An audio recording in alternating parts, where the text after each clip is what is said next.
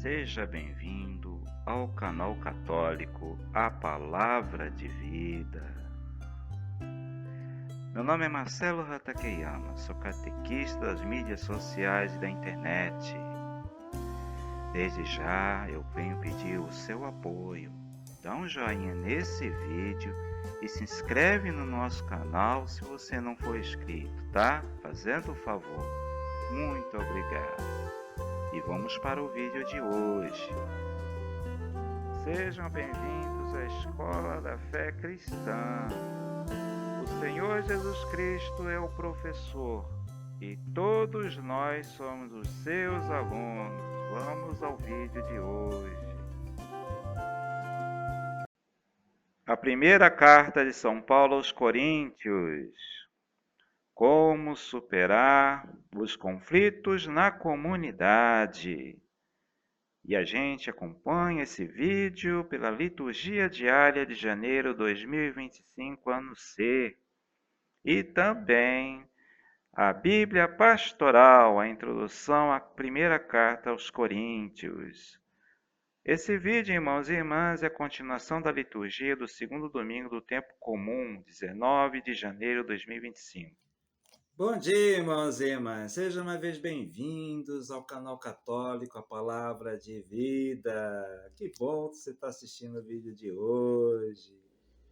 Isso aí, irmãos e irmãs. Sejam também bem-vindos à Escola da Fé Cristã. O Senhor Jesus Cristo é o nosso professor, mestre, e todos nós somos seus discípulos e discípulas, alunos e alunas do Senhor Jesus Cristo. Amém? Amém. Então, irmãos e irmãs, o vídeo de hoje é continuação da liturgia, do vídeo de domingo passado, segundo domingo do tempo comum, que vamos ver hoje a segunda leitura, que é da primeira carta aos Coríntios. Então, a gente vai ver a introdução da Bíblia Pastoral, nossa querida Bíblia de Estudo, sobre o primeira carta aos Coríntios. Vamos ver a introdução. E também vamos ver a leitura da liturgia diária de janeiro de 2025, ano C, a primeira leitura de domingo passado. Tá bom, gente? Isso aí. E no final, vamos ver, a oração do Jubileu 2025. Gente, estamos no Jubileu da Esperança, Vamos cultivar essa esperança em Jesus Cristo, em Deus, em dias melhores, E vamos construir também esses dias melhores. Amém? Amém. Bons irmãos, vamos então à introdução, A introdução à primeira carta aos Coríntios. Irmãos e irmãs, para quem não sabe, para quem já sabe, é uma recordação, tá bom? São Paulo, quando ele não podia estar presente na comunidade, ele escrevia cartas. Hoje nós temos o WhatsApp, grava um áudio, a gente escreve o texto, a pessoa lê na hora, Mas naquele tempo não era assim, era carta, lá no século I, Então, o que acontece? São Paulo escrevia cartas e mandava um mensageiro entregar. E lá essa carta era lida para a comunidade, Então, São Paulo, ele é um dos maiores escritores, talvez o maior escritor do Novo Testamento, porque ele escreveu muitas cartas endereçadas a muitas comunidades diferentes, em lugares diferentes, no mundo daquele tempo, E também para os agentes de pastoral, para as lideranças, das comunidades, Então, ele mandava também cartas aos coordenadores das comunidades, também. Irmãos e irmãs, a primeira carta aos Coríntios, E aí, irmãos e irmãs, a gente vê aqui o título da Bíblia Pastoral: Como superar os conflitos na comunidade. Esse é o título e tema dessa carta, que é a primeira leitura, que a gente vai ouvir hoje, a segunda leitura de domingo passado, Aí Diz aqui a introdução à primeira carta aos Coríntios. Corinto era uma rica cidade comercial, com mais de 500 mil habitantes, na maioria escravos. Este porto, né, marítimo se acotovelava gente de todas as raças, religiões à procura de vida fácil e luxuosa, criando um ambiente de imoralidade e ganância. Então era uma cidade portuária. Então vinha gente de toda parte do mundo daquele tempo, né? Então eles estavam atrás de vida luxuosa e ganância, né? Muito dinheiro, né? A riqueza escandalosa de uma minoria estava ao lado da miséria de muitos. Então, existia uma classe social lá, né? Ricos, né? Que viviam no luxo, enquanto a grande maioria vivia na pobreza, na miséria, né? Muito parecida com a sociedade que vivemos hoje, né? Então, continuando. Surgiu inclusive uma expressão, viver à moda de Corinto, que significa viver no luxo e na orgia. Paulo, entre os anos 50 e 52 depois de Cristo, permaneceu aí durante 18 meses. 18 meses ele ficou lá. Né? A gente vê em Atos dos Apóstolos, capítulo 18, versículo de 1 a 18. E fundou uma comunidade cristã formada por pessoas da camada mais modesta da população. E a gente vê nessa carta, né, 1 Coríntios, capítulo 1, versículo 26 ao 28. A primeira carta aos Coríntios foi escrita em Éfeso, provavelmente no ano 56. Então, São Paulo estava na cidade de Éfeso. A comunidade já estava reproduzindo, de certa maneira, o ambiente vivido na cidade toda. Ela também estava dividida em grupos, brigavam entre si e cada um se apoiando na autoridade de algum pregador do Evangelho.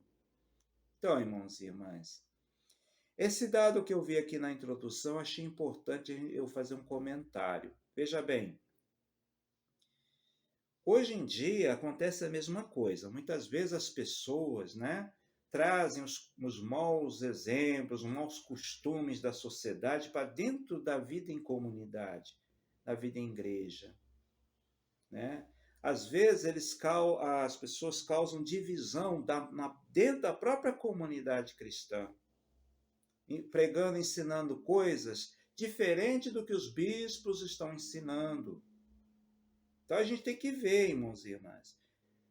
Tem pessoas que causam divisão dentro da comunidade. Partidos, grupos que não se falam, que são oposição uns aos outros. Isso acontece no dia a dia das comunidades cristãs católicas. Né? Eu posso dizer isso da nossa diocese de Nova Iguaçu. E temos que combater isso. E São Paulo ele vai combater essas divisões. Esse é o principal assunto dessa carta. É lutar pela unidade, todos em Cristo Jesus. Por isso que aqui está dizendo assim, como superar os conflitos na comunidade. Vamos aprender com São Paulo, nessa carta. Continuando. Por isso, o primeiro objetivo de Paulo na carta é estabelecer a unidade, advertindo que o único líder é Cristo e que ele não está dividido.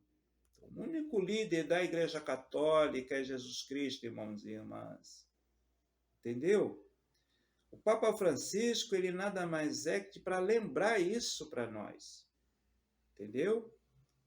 Então, Jesus Cristo que é o chefe, ele que é o mestre, ele que é o caminho, verdade e vida, e mais ninguém. Entendeu? E o Papa Francisco faz lembrar isso. Vamos continuar. Paulo aproveita a situação para traçar um retrato do verdadeiro agente da pastoral. E a gente vê isso em 1 Coríntios, capítulo 1 ao capítulo 4. Então, primeira coisa, São Paulo ele define o perfil de como deve agir a liderança cristã na comunidade, né? Então, depois passa a denunciar os escândalos que pervadem a comunidade. Aí temos vários escândalos, né? Vários problemas: incesto, julgamento em tribunais pagãos, a imoralidade, e vai elaborando uma teologia do corpo. Este é o templo do Espírito Santo. Capítulo 1, a primeira carta aos Coríntios, capítulo 5 ao 6. Então você vê que o corpo é templo do Espírito Santo. Temos que ter respeito ao nosso corpo. Está vendo que coisa bonita? Em seguida, responde a diversas perguntas formuladas pelos cristãos de Corinto. Na primeira série, procura orientar os cristãos sobre os estados de vida. A gente vê no capítulo 7 dessa carta. Matrimônio ou celibato, divórcio ou indissolubilidade do casamento. O que pensar da virgindade? Como devem comportar-se os noivos? Né? As viúvas podem casar de novo? Em tudo isso, onde está a originalidade cristã? Quer dizer que São Paulo ele vai respondendo as dúvidas dos cristãos de Corinto. Entendeu? Vários temas, né? Ao responder sobre esta questão da carne sacrificada aos ídolos, né? 1 Coríntios, capítulo 8 ao 10, ele coloca o fundamento da verdadeira liberdade cristã, o respeito aos outros. Porque tem uma dúvida também. Lá na sociedade pagã de Corinto, né? Existia a adoração aos outros deuses, né? Os deuses do paganismo. Então eles pegavam as carnes, os animais e sacrificavam em adoração a esses falsos deuses, né? Aí os cristãos perguntavam: e aí, a gente pode ou não pode comer a carne que vem desses sacrifícios? Aí Paulo vem responder essa pergunta. Ele vem orientar, tá? Então a gente vê lá no capítulo 8 e capítulo 10 da primeira carta aos Coríntios. Quem quiser ler a orientação dele, aí vocês podem ler também depois na Bíblia, se aprofundar mais. Tá? Vamos continuar. A carta também apresenta normas para que haja ordem e autêntico culto cristão nas assembleias litúrgicas. A gente vê em 1 Coríntios, capítulo 11 e capítulo 14. Entra na debatida questão do véu das mulheres, se deve usar véu ou não, né? Denuncia as diferenças de classes nas celebrações eucarísticas e é taxativo. Eucaristia sem amor fraterno é impossível, tá vendo? Eucaristia sem amor fraterno é impossível.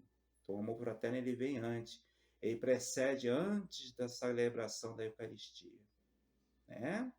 Então, salienta igualmente os carismas que fervilham na comunidade. Só tem sentido quando estão a serviço dos irmãos e irmãs e estão subordinados ao dom maior que é o amor.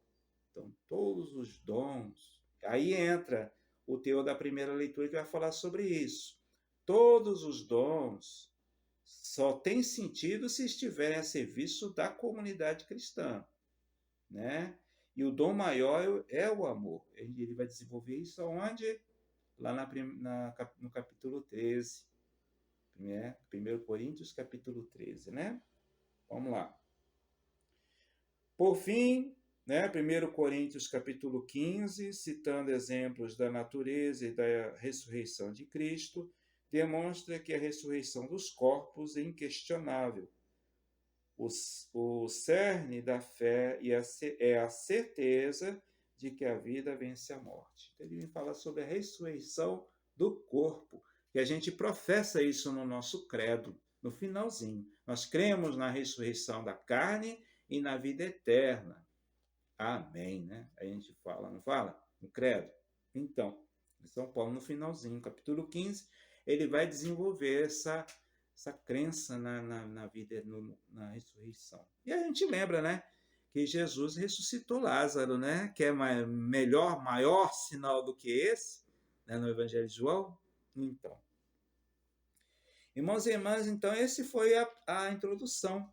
Agora vamos lá na primeira leitura. Depois de conhecer bem, né, o assunto, o contexto, né, da primeira leitura, agora vamos ver a primeira leitura em si, que é aqui na liturgia diária, né, de janeiro de 2025, ano C, né, irmãos e irmãs? Então, vamos lá.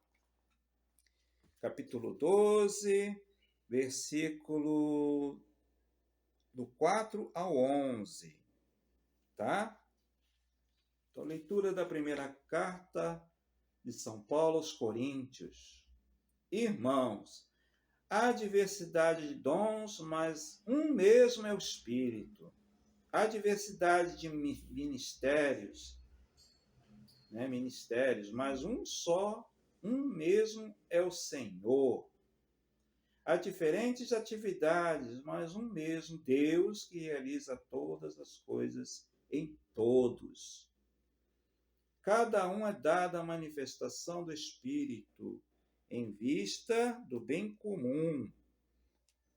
A um é dado ao Espírito a palavra da sabedoria, a outro a palavra da ciência segundo o mesmo Espírito, a outro a fé no mesmo Espírito, a outro o dom das curas no mesmo Espírito, a outro o poder de fazer milagres, a outro a profecia, a outro discernimento de espíritos, a outro falar em línguas estranhas, a outro a interpretação das línguas.